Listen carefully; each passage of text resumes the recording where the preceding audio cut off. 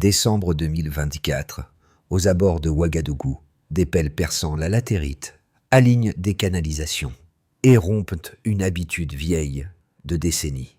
Attendre.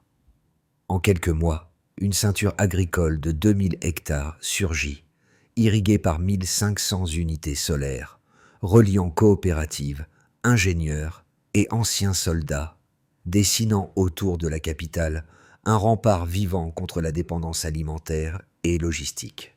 Pourquoi cela vous concerne et que signifie Ibrahim Traoré ici, lorsqu'une métropole choisit de manger ce qu'elle produit et d'afficher en temps réel qui gagne, qui entretient, qui réinvestit, parce qu'une ville qui se nourrit, négocie autrement et inspire. Cette enquête longue forme suivra la ceinture verte depuis la première tranchée jusqu'aux indicateurs qui se déplacent dans les marchés, les foyers et les chancelleries.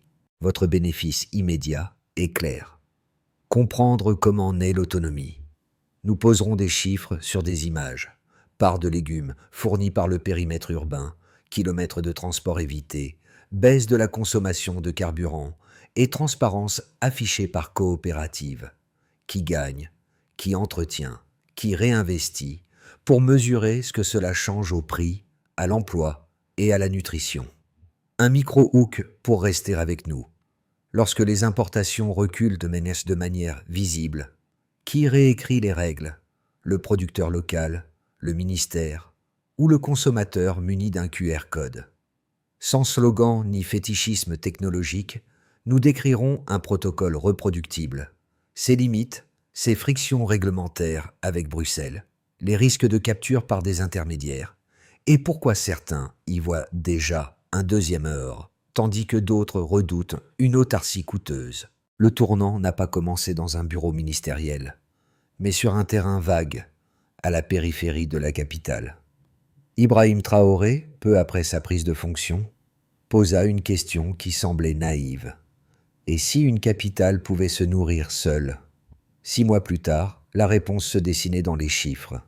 2000 hectares auraient cultivé, 1500 pompes solaires, 10 coopératives interconnectées. Dit l'essentiel. Derrière la rhétorique, un glissement concret s'est opéré. Le Burkina Faso, souvent présenté comme dépendant des importations agricoles, transformait ses marges urbaines en moteur de subsistance. En mars 2025, 45% des besoins en légumes de la ville étaient produits localement. Les marchés offraient dans des laitues qui n'avaient été parcourus que 8 km. L'impact ne se lisait pas seulement en 500 tonnes, mais en comportement. Les familles réduisaient leurs dépenses. Les restaurants rouvraient, les enfants retournaient à l'école. Le contexte global éclaire cette mutation. Sous sanctions et tensions logistiques, l'alimentation devenait question de souveraineté. Le bouclier vert n'était pas une métaphore poétique, c'était une stratégie de résilience nationale. Les ingénieurs de l'Université Polytechnique avaient sorti et conçu des réseaux d'irrigation à bas coût. Les coopératives, quant à elles, géraient chaque kilowatt et chaque litre d'eau comme un bien commun. Ainsi, le système a produit une double révélation. D'une part, il prouve qu'une économie locale peut réduire sa facture d'importation sans effondrement. D'autre part, il redéfinit la notion de richesse. À la place des indicateurs monétaires, les écrans installés dans les marchés affichaient les parts de revenus restées au pays. Ce que l'Occident appelait inefficace, les Burkinabés y voyaient un acte de dignité. La souveraineté, expliquait un conseiller de Traoré, n'est pas une question d'échelle, mais de contrôle. Pour comprendre la portée du projet, il faut suivre celles et ceux qui l'ont rendu tangible. Parmi eux, Awa, veuve du secteur 30, autrefois vendeuse de cacahuètes au bord des routes poussiéreuses. Son revenu, à peine suffisant pour nourrir 2 enfants, a doublé lorsqu'elle a reçu un lot de terrain sous la loi sur la souveraineté alimentaire. Aujourd'hui, sa laitue alimente une cuisine d'hôpital. Son rire, capté dans un court reportage, a dépassé 2 millions de vues sur les réseaux d'Afrique francophone. Derrière ce visage, Ibrahim Traoré voyait la preuve que la dignité pouvait être mesurée en hectares, pas seulement en devises. D'autres trajectoires complètent le tableau. Des anciens soldats, surveillent les lignes d'irrigation, remplaçant les checkpoints par des pompes. Des ingénieurs revenus de l'étranger programment les capteurs de sol. Des étudiants conçoivent des algorithmes pour répartir équitablement l'eau entre coopératives. Ce ne sont pas des héros de propagande, ce sont des citoyens qui réapprennent à relier efforts individuels et biens collectifs. Les premiers effets ont surpris même les techniciens. La consommation de carburant a baissé, les prix se sont stabilisés, et les importations de tomates ont chuté d'un tiers. Dans les rues, le mot autosuffisance a cessé d'être abstrait. Ce changement n'a pas seulement nourri des corps, il a rétabli un sentiment de contrôle sur le quotidien. En somme, lorsqu'une capitale cesse d'attendre les camions d'aide et commence à cultiver son propre pain, c'est toute la géographie du pouvoir qui bouge. Tout commence par une phrase prononcée à la télévision nationale. Et si Ouagadougou se nourrissait seul? Ibrahim Traoré, le ton calme, pose la question qui fissure des décennies d'habitude. Quelques semaines plus tard, les premiers engins creusent que les tranchées autour de la capitale. Des hommes en bottes poussiéreuses, des femmes portant des semis, des étudiants mesurant la salinité du sol, le décor d'une transformation en marche. Décembre 2024. Le chantier s'étend sur des terrains laissés vacants par des projets avortés. 1500 unités solaires sont installées. 10 coopératives locales reçoivent des lots de terre. Les premiers tests d'irrigation réussissent. L'espoir circule. Mars 2025. La production locale couvre déjà 45% des besoins en légumes de la capitale. Les marchés se remplissent de produits qui n'ont parcouru que 8 kilomètres.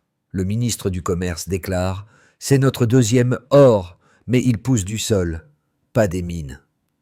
La phrase devient virale dans toute l'Afrique francophone.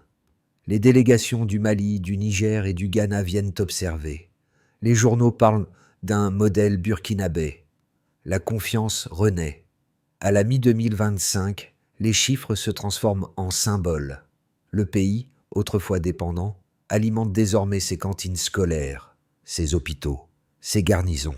La facture d'importation recule de 42%. La population découvre qu'un acte agricole peut être un acte politique. Le rire d'Awa, la veuve devenue maraîchère, incarne cette bascule. L'Europe réagit. Bruxelles questionne les normes des produits burkinabés. Des lettres diplomatiques évoquent des distorsions de marché. Mais Traoré reste imperturbable. Nous n'avons fermé aucune porte. Nous ouvrons la nôtre. Dans le même temps, des startups locales créent des applications de traçabilité. Le consommateur scanne un QR code, voit la ferme, la quantité d'eau utilisée et paye directement. La transparence devient exportation culturelle. Dans les villages, on ne parle plus d'aide, mais de récolte. Les coopératives versent pour 10% de leurs bénéfices et des écoles et dispensaires. Le mot souveraineté s'inscrit sur les affiches, les chansons, les murs. Les analystes étrangers parlent de populisme. Les Burkinabés répondent « C'est de la maturité ». Le pays découvre qu'il peut nourrir sans quémander. En moins d'un an, un projet agricole s'est mué en révision du contrat social. Les sceptiques réclamaient des chiffres. Ibrahim Traoré choisit de leur en donner, mais à sa manière. Des chiffres incarnés. Première donnée, 2000 hectares de terre urbaine, cultivée en continu, reliée par 1500 unités solaires. Ces installations pompent, distribuent et recyclent plus de 6 millions de litres d'eau par jour, couvrant près de la moitié de la demande maraîchère de la capitale. Derrière chaque hectare se trouvent des coopératives enregistrées, des micro-bureaux de données, où chaque kilo vendu affiche sa répartition, entretien, énergie, fonds collectifs. Deuxième donnée, 42% sur la facture d'importation des denrées de base à la fin de 2025. Cette baisse ne signifie pas un isolement, mais une redistribution des flux, moins de carburant pour le transport, moins de dépendance aux marchés extérieurs, plus d'emplois locaux. L'inflation alimentaire, mesurée sur 12 mois, tombe à son plus bas niveau en 10 ans. Les économistes nationaux appellent cela une résilience localisée. Les observateurs étrangers, un paradoxe statistique. Croissance sans endettement. Troisième donnée, 14% de chômage en moins dans la région du centre-ouest. Les emplois créés ne sont pas saisonniers. Entretien, logistique, maintenance solaire et gestion des données.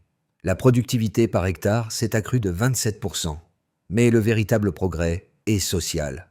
Les revenus des femmes ont doublé dans 5 coopératives sur 10. Chaque chiffre est expliqué, vérifié, diffusé en ligne. Les écrans publics exposent en temps sujet. Le pourcentage de production resté au pays, le suivi devient culture. Un ingénieur résume, ce n'est pas l'agriculture de précision, c'est la dignité mesurée. Ces preuves inversent le discours dominant. Là où l'Occident craignait l'inefficacité, les résultats dessinent un modèle circulaire.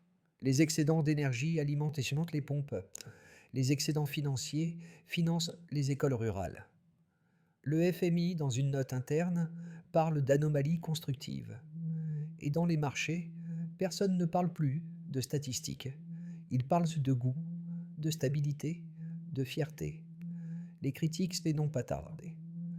Certains analystes occidentaux ont accusé Ibrahim Traoré de dresser un mur économique sous couvert de souveraineté. Selon eux, le Burkina Faso risquait l'isolement commercial, la perte d'investissements étrangers et l'appauvrissement des classes urbaines supérieures dépendantes des produits importés.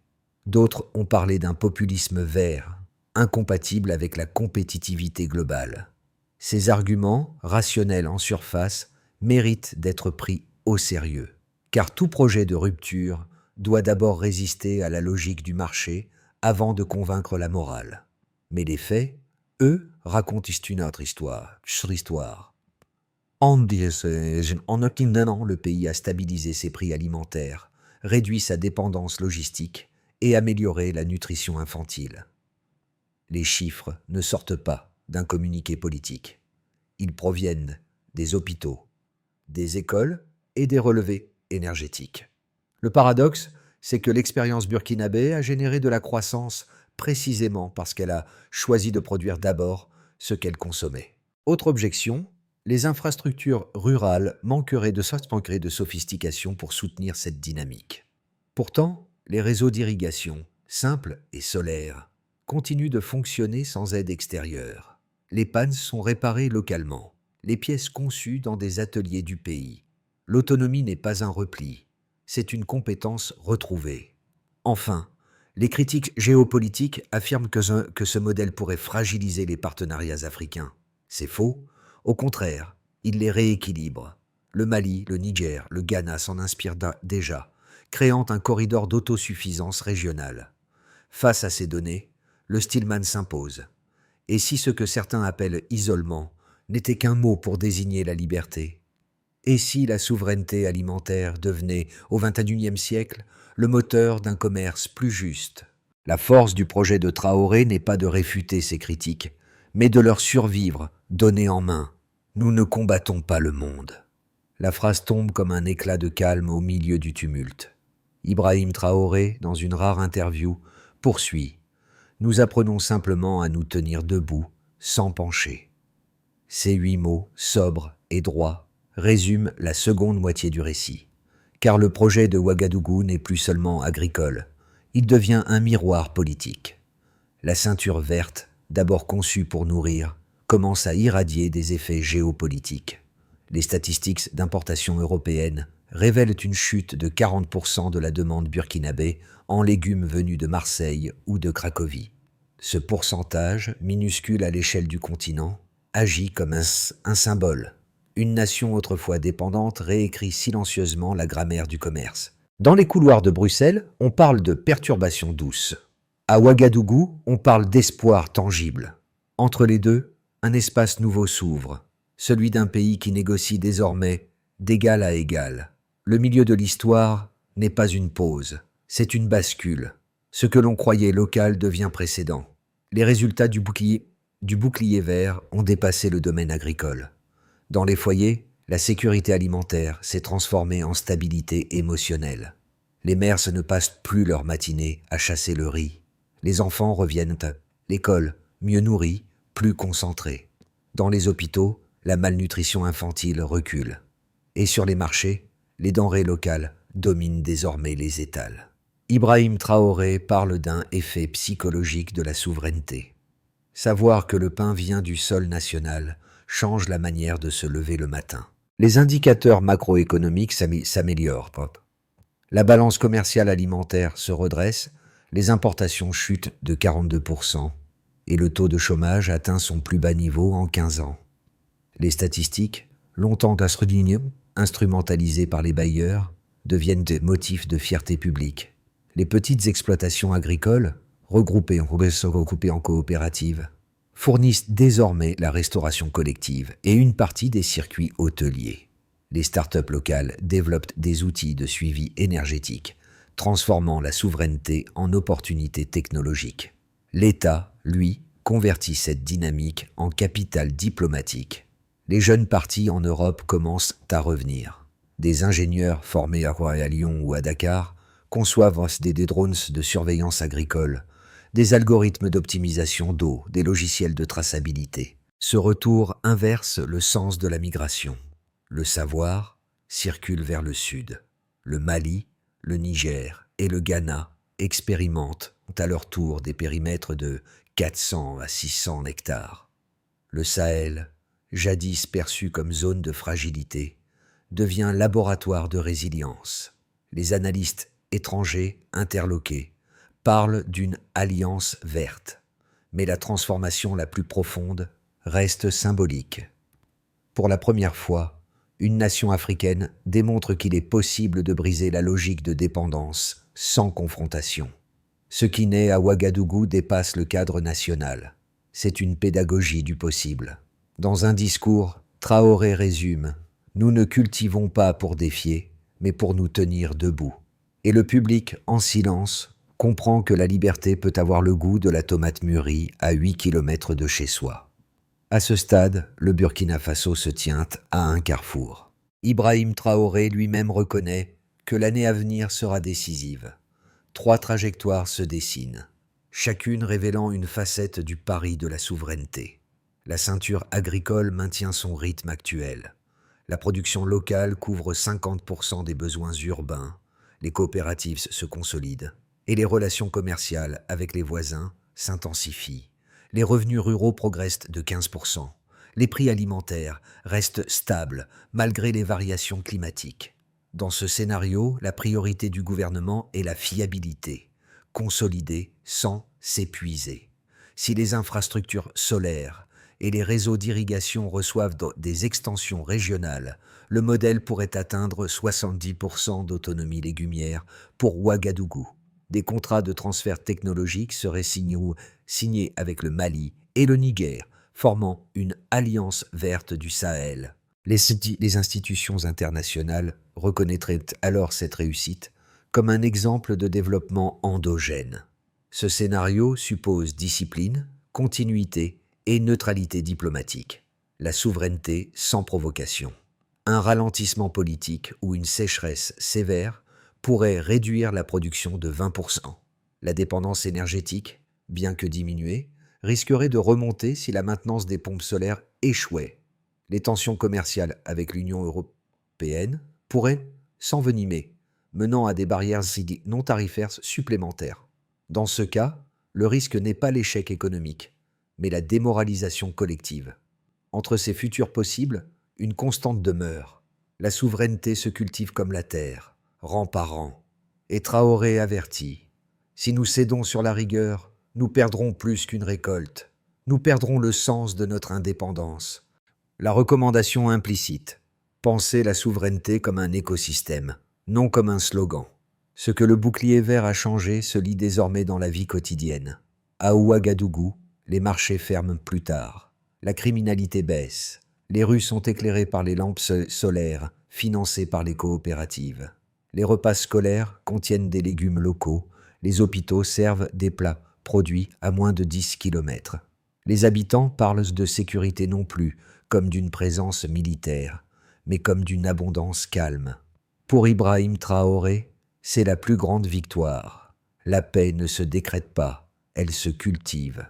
Ce tissu social devient le vrai capital du Burkina Faso. Le modèle économique s'accompagne d'un modèle civique. L'ancienne dépendance à l'aide étrangère, perçue comme naturelle, devient honteuse. Le pays se regarde enfin sans pitié ni complexe. La leçon implicite.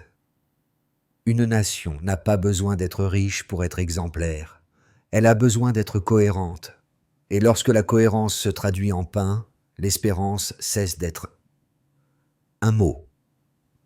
Traoré conclut souvent ses discours par une phrase devenue proverbe. Celui qui contrôle son pain contrôle son destin. Et dans les visages anonymes des marchés, cette idée s'incarne, silencieuse, stable, contagieuse. Finalement, la réussite du bouclier vert n'est pas un miracle spontané. Elle s'appuie sur une méthode que Ibrahim Traoré résume en 5 étapes claires, répétables et mesurables. Identifier la dépendance. Chaque district d'Ouagadougou établit un indice d'équilibre local. Il mesure la part de consommation couverte par la production interne. Là où cet indice tombe sous 40%, des cellules d'action sont déclenchées. Mobiliser les acteurs. Des coopératives mixtes réunissent agriculteurs, ingénieurs, retraités et étudiants. Chaque membre détient une part numérique de la production via un tableau de suivi ouvert. La gouvernance devient collective, la transparence permanente. Sécuriser l'énergie. L'irrigation repose sur des pompes solaires standardisées. Les pièces détachées sont produites dans 3 ateliers nationaux, garantissant indépendance logistique. Les pannes sont réparées localement en moins de 48 heures. Redistribuer l'excédent. 10% de chaque bénéfice alimente un fonds communautaire. Ces ressources financent écoles, lampadaires et puits. La prospérité devient visible et tangible. Un champ, une lampe, une salle de classe. Mesurer et ajuster. Les ministères publient chaque trimestre un rapport de performance. Si la productivité baisse de plus de 5%, les districts reçoivent un appui technique ciblé. La souveraineté s'entretient comme un zoo. Réseau vivant. Diagnostiquer, corriger, recommencer. Cette feuille de route transforme la politique en protocole et le message de Traoré demeure constant. Ce n'est pas la taille de la terre qui compte, mais la discipline de ceux qui la cultivent. Le soleil se lève sur la ceinture verte et le bruit des pompes solaires remplace celui des attentes. Awa, la veuve du secteur 30, marche entre les rangs de Laïtu. Ses mains portent la trace du travail, mais son visage respire la paix. Cette image, Ibrahim Traoré l'évoque souvent, c'est le rire d'Awa, pas nos discours, qui a convaincu le peuple. Vois ce que c'est déjà. Le retour au début de l'histoire, Rémou, vit au début de notre histoire, à cette femme qui, jadis, attendait les camions d'aide. Aujourd'hui, ce sont les hôpitaux qui attendent ces livraisons. Ce renversement contient toute la portée du projet. Le pouvoir n'est plus la capacité d'imposer, mais celle de fournir. Les champs autour d'Ouagadougou forment un battement collectif. Chaque récolte est un vote silencieux pour la liberté. Dans les écoles, les enfants apprennent à nommer les légumes avant d'apprendre les continents. Dans les mosquées et les églises, les prêches répètent « Bénie soit la main qui nourrit avant de demander ». Le pays, autrefois défini par son manque, se redéfinit par son excédent de sens.